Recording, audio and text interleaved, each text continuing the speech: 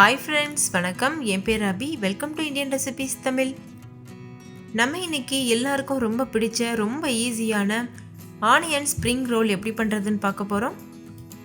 இதை சமைக்க தெரியாதவங்க கூட ரொம்பவே சுலபமாக சமைச்சு முடிச்சிடலாம். அவ்வளோ ஈஸியான ரெசிபி. இதில் நம்ம ரோல் ஷீட் பண்ணுறதுக்கு ரொம்ப ஈஸியான ஒரு மெத்தடை தான் நம்ம யூஸ் பண்ண போகிறோம். சின்ன சின்ன டிப்ஸ் மட்டும் பண்ணால் போதும், ரொம்ப பெர்ஃபெக்டான ஷீட் நீங்கள் வீட்டிலையே ப்ரிப்பேர் பண்ண முடியும். கடைகளில் நம்ம இந்த மாதிரி பஃப்ஸ் ஷீட்லாம் வாங்கணுன்னா அதிக ரேட் ஆகும்ல. ஆனால் நம்ம வீட்டில் பண்ணும்போது கம்மியான விலையில் வீட்டில் இருக்க பொருட்கள் வச்சு ரொம்பவே சிம்பிளாக பண்ணி முடிச்சிடலாம். இப்போ வாங்க வீடியோக்குள்ளே போய் இந்த ரெசிபி எப்படி பண்ணுறதுன்னு பார்க்கலாம். வீடியோக்குள்ளே போகிறதுக்கு முன்னாடி நம்ம சேனலை சப்ஸ்கிரைப் பண்ணிக்கோங்க, பக்கத்தில் இருக்க பெல் சிம்லையும் கிளிக் பண்ணிக்கோங்க.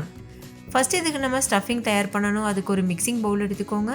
அதில் 100 கிராம் அளவுக்கு அவல் எடுத்துக்கோங்க. வெள்ளை அவல் இருக்குல்ல, அதை எடுத்துருக்கேன். அதை நல்லா கையில் வச்சு நல்லா க்ரஷ் பண்ணிவிட்டு இது போல் சேர்த்துக்கோங்க. இந்த மாதிரி பண்ணும்போது 1-2 அது உடையும். அப்போ அது ஆனியனில் ஊறுறதுக்கு ரொம்ப ஈஸியாக இருக்கும். நீங்கள் இந்த ஆனியன் ஸ்ப்ரிங் ரோல் முழுமையாக வெங்காயம் வச்சு மட்டுமே செய்யலாம். இல்லைன்னா பாதி அவல் பாதி வெங்காயம் சேர்த்து கூட பண்ணலாம். அப்படி நீங்கள் அவல் சேர்த்து பண்ணுறதா இருந்தால் 1 கப் அவல் 1 கப் வெங்காயம் சேர்க்கணும். வெங்காயம் மட்டும் சேர்க்குறதா இருந்தால் 2 கப் வெங்காயம் சேர்க்கணும். இப்போ எந்த கப்பில் அவல் அளந்தீங்களோ அதே கப்பில் 1 கப் அளவு பொடியாக கட் பண்ணின வெங்காயம் சேர்த்துக்கோங்க. நான் ஒரு பெரிய சைஸ் வெங்காயத்தை பொடியாக அரிஞ்சு வச்சுருக்கேன், அதை சேர்த்துருக்கேன். இப்போ வெங்காயம் ஒன்றோட ஒன்று ஒட்டி இருக்கும்ல, அந்த இதழ்கள்லாம் பிரித்து விடுறதுக்காக இது போல் கையில் வச்சு நல்லா பிசைஞ்சுக்கோங்க. இந்த மாதிரி பண்ணும்போது தனித்தனியாக பிரிஞ்சிடும். ஒரு 2 நிமிஷத்துக்கு இது நல்லா பிசைஞ்சதுக்கு அப்புறமா 2 பச்சை மிளகாயை பொடியாக கட் பண்ணிவிட்டு சேர்த்துக்கோங்க. கூடவே கொஞ்சம் போல் கருவேப்பிலை, அதையும் பொடியாக கட் பண்ணிவிட்டு சேர்த்துக்கோங்க. கூடவே 1 டீஸ்பூன் அளவு காஷ்மீரி மிளகாய் தூள் சேர்த்துக்கோங்க. 1/2 டீஸ்பூன் மஞ்சள் தூள், இது கூடவே 1 டீஸ்பூன் அளவுக்கு மல்லித்தூள், 1 டீஸ்பூன் கரம் மசாலா, இதெல்லாம் சேர்த்துட்டு கூடவே 1 டேபிள் ஸ்பூன் அளவு எண்ணெயும் சேர்த்துக்கோங்க. ஒரு 1/2 எலுமிச்சம்பழத்தை இது போல் பிழிஞ்சு விட்டுக்கோங்க. எலுமிச்சம்பழ சாறு சேர்க்குறதா இருந்தால் 1 டேபிள் ஸ்பூன் அளவு எலுமிச்சம்பழ ஜூஸ் சேர்த்துக்கோங்க. நல்லா இது போல் பிழிஞ்சதுக்கு அப்புறமா இது நல்லா நம்ம பிசைஞ்சிக்கணும். இந்த எலுமிச்சம்பழம் சேர்க்குறதுனால இது நல்லா சாஃப்டாக இருக்கும். அது மட்டும் இல்லாமல் நல்ல ஒரு ஃப்ளேவரும் கொடுக்கும்.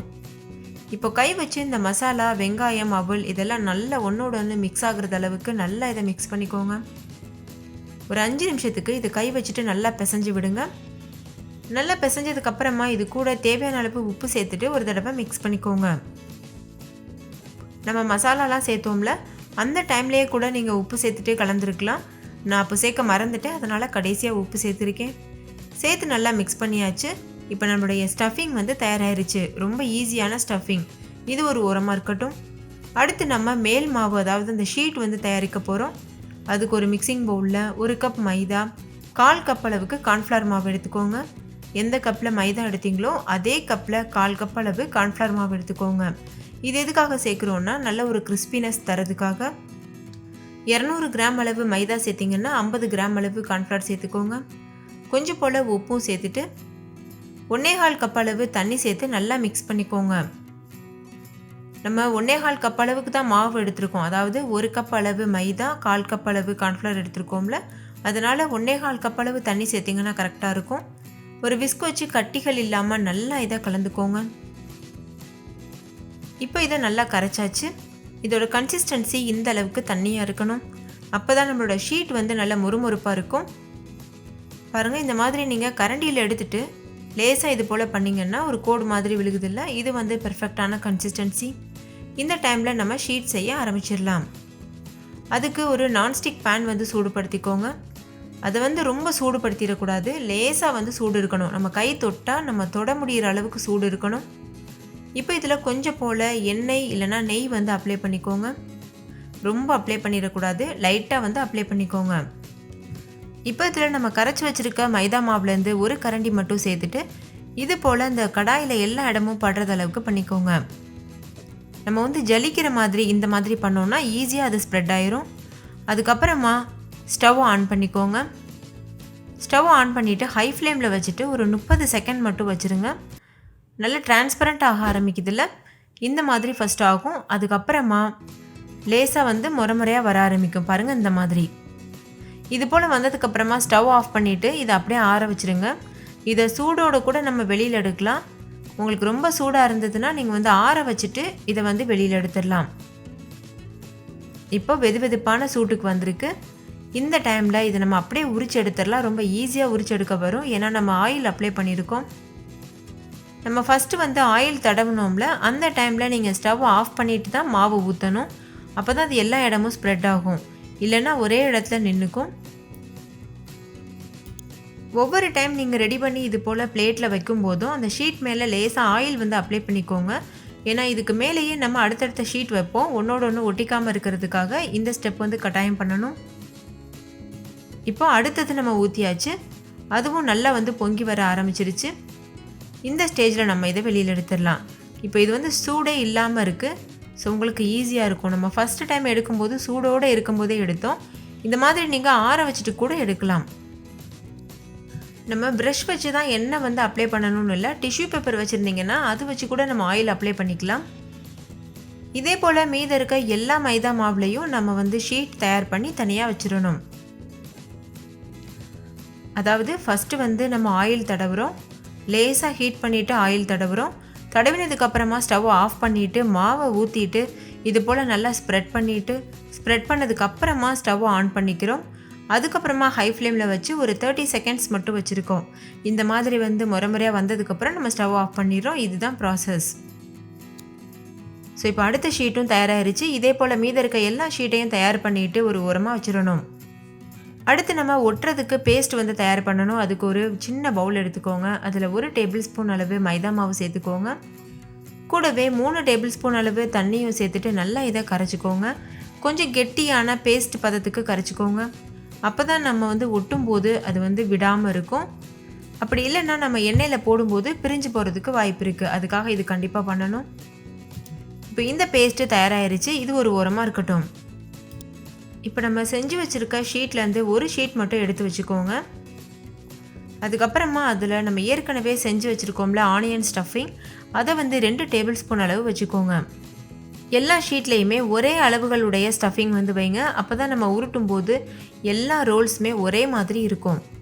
இந்த மாதிரி ஸ்டஃபிங் வச்சதுக்கப்புறமா இதை நல்லா இது போல் உருட்டிக்கோங்க. முடிஞ்சளவு நல்லா டைட்டாக உருட்டணும். அப்போ தான் நல்லா அழகாக இருக்கும். ஒரு 2 டைம் இந்த மாதிரி உருட்டினதுக்கப்புறமா இந்த ஓரங்களை மடிச்சுக்கோங்க. பாருங்கள், இந்த மாதிரி மடித்ததுக்கப்புறமா மறுபடிக்கும் ஒரு டைம் உருட்டிக்கோங்க. அதுக்கப்புறமா கடைசியாக மீந்திருக்குல அந்த இடத்துல வந்து நம்ம பேஸ்ட் வந்து அப்ளை பண்ண போகிறோம். நம்ம ஏற்கனவே தயார் பண்ணி வச்சுருக்கோம்ல, அந்த பேஸ்ட் வந்து அப்ளை பண்ணிக்கணும். லேசாக இது போல் வந்து அப்ளை பண்ணிவிட்டு மறுபடிக்கும் ஒரு டைம் ரோல் பண்ணிடுங்க. இதே போல் மீதி இருக்க எல்லா ஷீட்லேயும் ஸ்டஃபிங் வச்சு ரோல் பண்ணிவிட்டு நம்ம வந்து தனியாக வச்சிடணும். நீங்கள் இந்த மாதிரி தான் ரோல் பண்ணணும்னு கூட அவசியம் இல்லை. நீங்கள் சமோசா ஷேப்பில் கூட பண்ணலாம். இல்லை உங்களுக்கு விருப்பமான எந்த ஷேப்பில் வேணாலும் பண்ணலாம். இப்போ இது வந்து பொரிக்கிறதுக்கு தயாராக இருக்குது. இதே போல் மீது எல்லா ரோலையும் பண்ணி வச்சுட்டு அதுக்கப்புறமா நம்ம எண்ணெயில் போட்டு பொரிக்க ஸ்டார்ட் பண்ணலாம். எல்லா ரோல்ஸும் தயார் பண்ணதுக்கப்புறமா நம்ம கடாயில் எண்ணெய் சேர்த்துட்டு அந்த ரோல்ஸ்லாம் பொரிக்கிறதுக்காக நம்ம வந்து எண்ணெயை சூடுபடுத்திக்கணும். இந்த ரோல்ஸ் வந்து எந்த அளவுக்கு நீங்கள் எண்ணெயில் போட முடியுமோ அந்த அளவுக்கு ஒவ்வொரு பேட்சாக சேர்த்துட்டு 2 பக்கம் திருப்பி விட்டு கோல்டன் ப்ரௌன் கலர் வந்ததும் வெளியில் எடுத்துடணும். எண்ணெய் வந்து ஓரளவுக்கு சூடாக இருந்தால் போதும். சூடானதுக்கப்புறம் மீடியம் ஃப்ளேமில் வச்சுட்டு இந்த ஆனியன் ரோல்ஸை உள்ளே சேர்த்துருங்க.